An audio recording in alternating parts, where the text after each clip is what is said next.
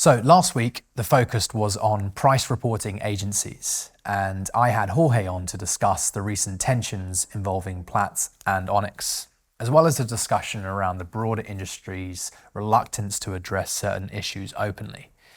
So since then, we continue to see similar patterns, and now looking back at it over the last couple of months, it's become increasingly clear that there are even deeper concerns than I initially had, and there are potential conflicts of interest within the system, much more than I had initially anticipated. So I'll delve more into that in the future, but for now, I'd like to shift the conversation to other infrastructure behind the trading and the trading itself and its future.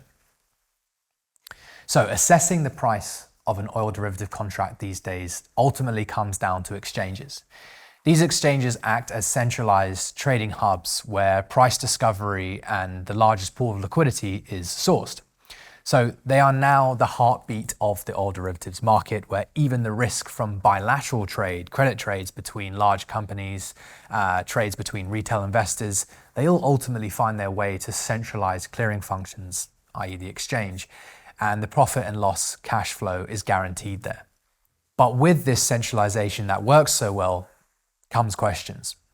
Who should be setting the price? Where should this price discovery take place? And most importantly now, where is the future of this market heading? There is a consensus view around this, and we've got a clip from the movie Syriana to kind of emphasize it. I want to start a petroleum exchange in the Middle East, cut the speculators out of the business. Why are the major oil exchanges in London and New York anyway?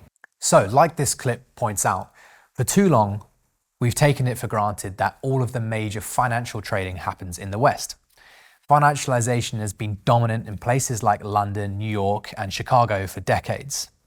The idea that this will stay as is yet another status quo state of thought from the industry.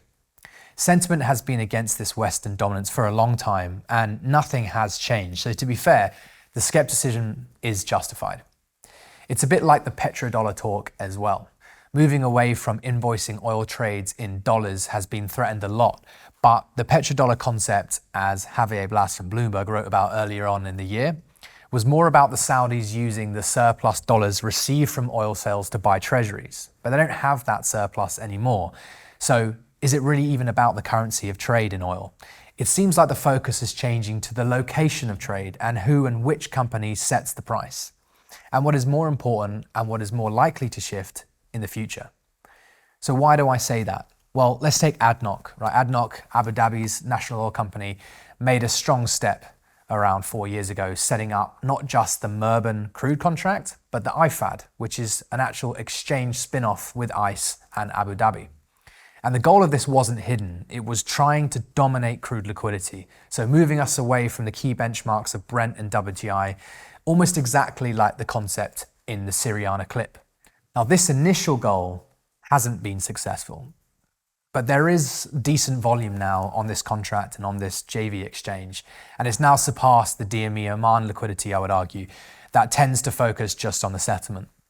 So whilst the goal wasn't successful in moving crude liquidity to Murban, there has been enough development in the contract liquidity and concept to alert others that this could be representative of what the future could look like. And there is no doubt this has had a part to play in the recent decision for the Saudi-owned exchange Tadawul to announce that they are buying into the Dubai Mercantile Exchange, which is what currently has the Oman contract. And this is going to be renamed to the Gulf Mercantile Exchange, or GME. And you can kind of get the sense of what they're trying to achieve. So there is clearly an evolution of thought here. However, again, like the clip shows, the view is still that the best physically linked or physical delivered contract should win. That's what everyone should trade on the financial side. And in the clip, there is this idea of cutting out the speculators. But I think this has been proven, it's pretty clear, this is actually idealistic, whilst it might be the status quo thinking and logical to think that way. I mean, OPEC spokespeople have been bemoaning algorithms for a long time now and general financial trading, and they've blamed it for distorting the market, and ultimately it's eroding their influence. And they've started to acknowledge that financial volumes are important, if not the most important factor in driving the physically delivered oil price these days. So when it comes to exchanges and financial contracts that will be adopted, the logic needs to be the same. So it is not the physical mechanism that attracts liquidity. That's the evidence. It is the cash settled mechanism linked to the physical price so that any financial trader can trade it without the fear of being delivered physical at the settlement of the contract. Again, the evidence is incredibly clear here that it's these contracts that attract the liquidity and will continue to attract the liquidity going forward. So let's not forget, over the last 12 years, as soon as oil swaps were put on the exchange and as soon as there's been more of an interest from investors and retail in the core futures contract, we've seen a huge growth of financial oil contracts.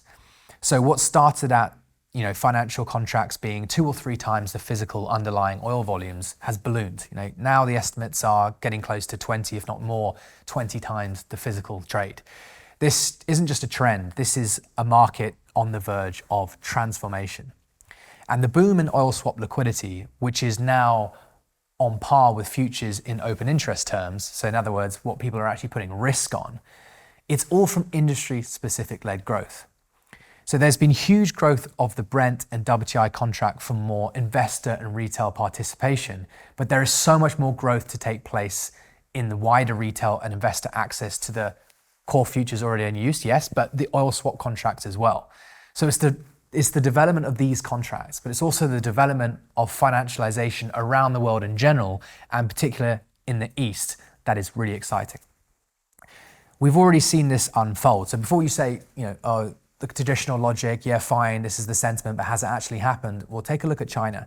China's futures market, again, it was seen as not the future, it's just, it's something that they want to do, but it's idealistic. Well, the Shanghai Futures Exchange, so the INE now underneath this as a subsidiary, it's seen explosive growth. And particularly, this has been driven by retail investors, surprisingly. And this retail presence is just often overlooked, particularly in the West. There's this kind of snobbery that there should only be industry players and retail and investors shouldn't be in a commodity space as a tangible commodity.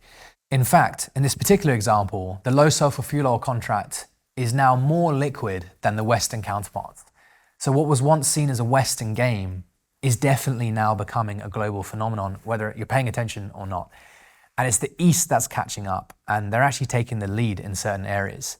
So the retail investor trend is a crucial driver of this shift.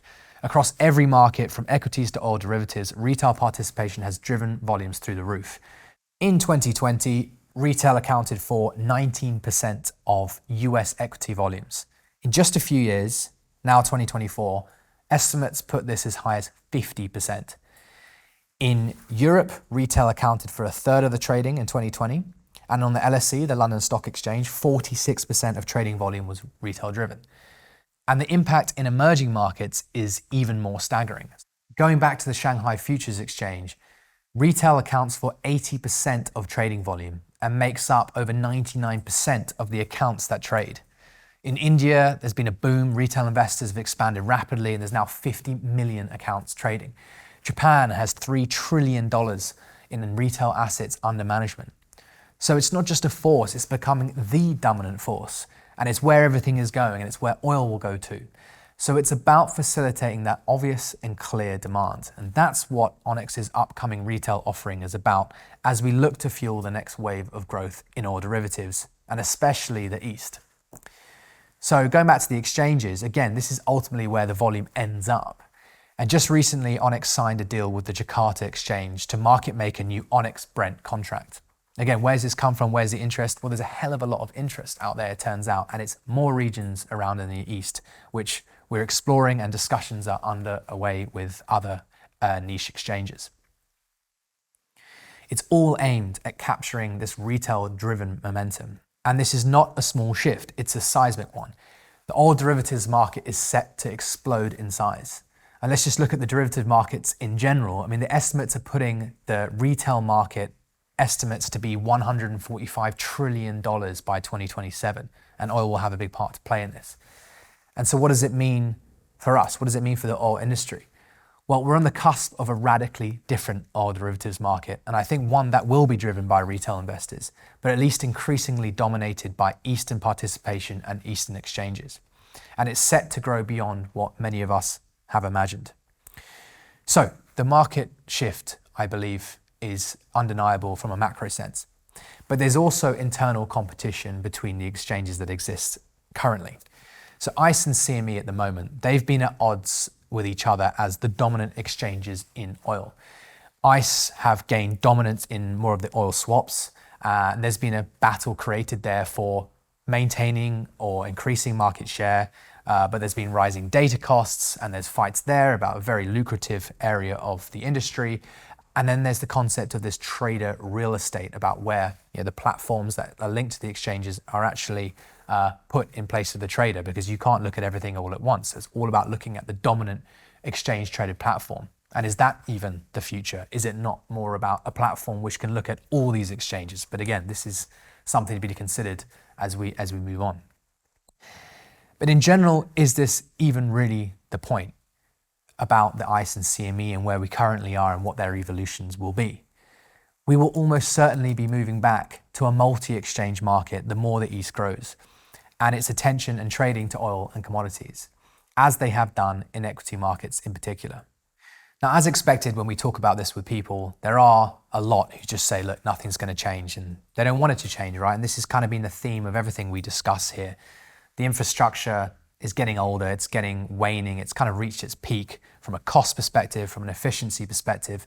So we do believe that now is the right time for this to change. But again, it needs to be a structural big shift, which we think will come from more involvement from the retail side, from the investor side.